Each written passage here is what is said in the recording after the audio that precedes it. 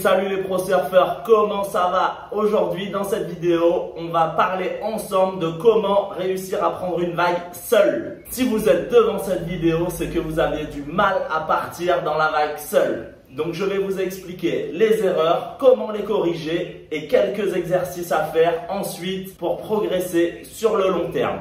Arrête les conneries, arrête les conneries. Le premier cas qui se passe souvent, c'est les gens qui rament dans la vague et qui piquent, qui n'arrivent pas à partir au bon moment. Ça va être une question de timing. Souvent, c'est que la vague est un petit peu trop pentue. Je vous explique. Une vague commence par faire une ondulation. Ça fait une première ondulation. Ensuite, ça se lève en vague et ensuite, ça fait un creux. Ok? Il y a 3 étapes sur une vague. Si vous piquez, c'est soit que vous êtes allongé trop à l'avant de la planche.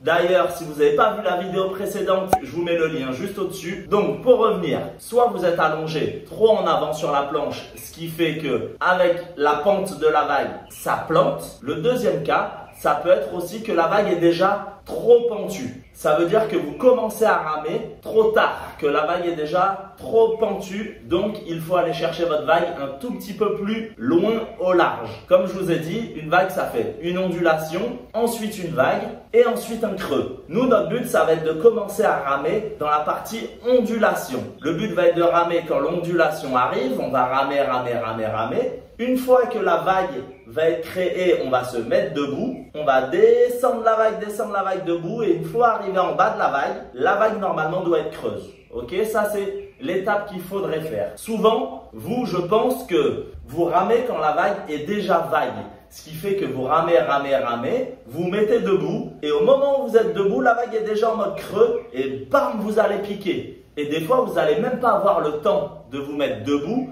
Vous allez rester allongé et bam, ça va piquer. Ça, c'est un problème de timing. Si ça vous arrive, essayez de vous placer un tout petit peu plus au large pour essayer de prendre la vague. Et vous allez voir que ce sera beaucoup plus facile. Essayez d'anticiper. Ne partez pas quand la vague est déjà pentue. Le deuxième cas que je vois souvent, bien trop tôt même, c'est-à-dire que les gens rament dans la vague, ils sentent à peine la vague les lever, hop, ils se mettent debout et ils passent derrière. J'en suis sûr que toi, derrière cette vidéo, tu dois avoir ce problème-là. 95% des débutants intermédiaires qui arrivent pas très bien à prendre des vagues seuls ont ce problème-là. Le fait de ramer, ramer, ramer, ramer, se mettre debout et une fois qu'on est debout, la vague part sans vous et vous passez derrière. Je vais vous expliquer. Pour bien prendre une vague, il faut 2 étapes. La première étape va être de ramer avec une vitesse constante sans se tuer les bras. Le but va être de ramer avec une vitesse initiale, quand même avec de l'élan, pour que la vague vous aspire, aspire, aspire, aspire. Ça, c'est la première phase.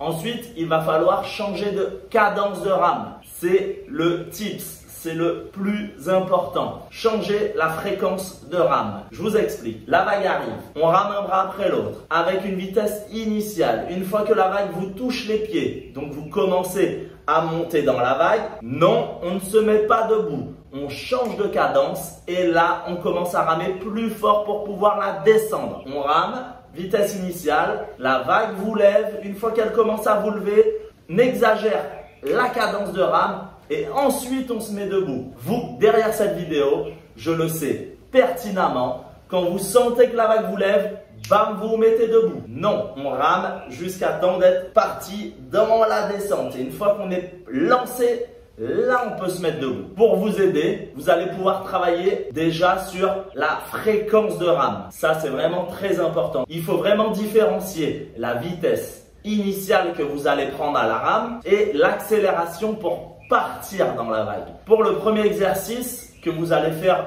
quand vous allez aller dans l'eau, ça va être de réussir à changer la cadence sans se mettre debout. Une vague va arriver, vous allez commencer à ramer avec une vitesse initiale, prendre de l'élan. Une fois que la vague touche vos pieds et commence à vous soulever, on va accélérer, accélérer, accélérer. Au début, accélérez longtemps et partez sur la vague allongée. On s'en fout, même si on n'arrive pas à se mettre debout, c'est pas grave.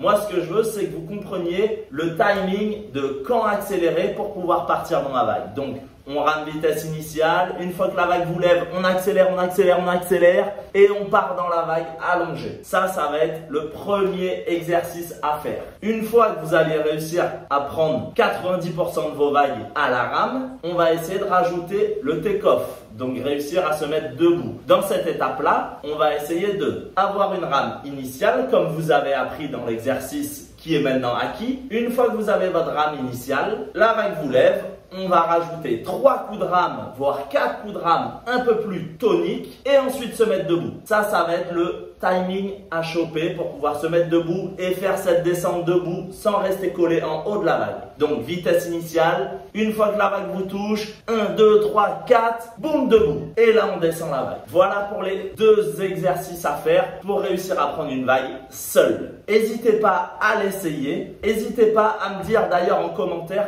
quel est votre problème à vous. Il y en a qui ont des problèmes car ils piquent, d'autres qui n'arrivent pas à partir dans la vague parce qu'ils n'ont pas assez de force dans les bras, d'autres qui n'arrivent pas à partir parce qu'ils se mettent debout trop tôt sur leur planche. Dites-moi votre problème et on va essayer de faire une vidéo adaptée spécialement pour vous. Pendant que vous mettez le petit commentaire, n'hésitez pas à vous abonner à la chaîne YouTube, à ajouter un petit pouce bleu et à activer la cloche des notifications pour recevoir tous les petits tutos que je vais essayer de mettre le plus souvent possible sur la chaîne YouTube. Sur ce, les pro surfeurs, ça a été un petit tuto court et facile. Essayez tous les exercices que je viens de vous donner et ensuite, n'hésitez pas à nous envoyer un message ou nous mettre un commentaire sous la vidéo pour savoir si ça a fonctionné ou pas. Sur ce, les pro surfeurs, on se retrouve dans la prochaine vidéo. Yeah!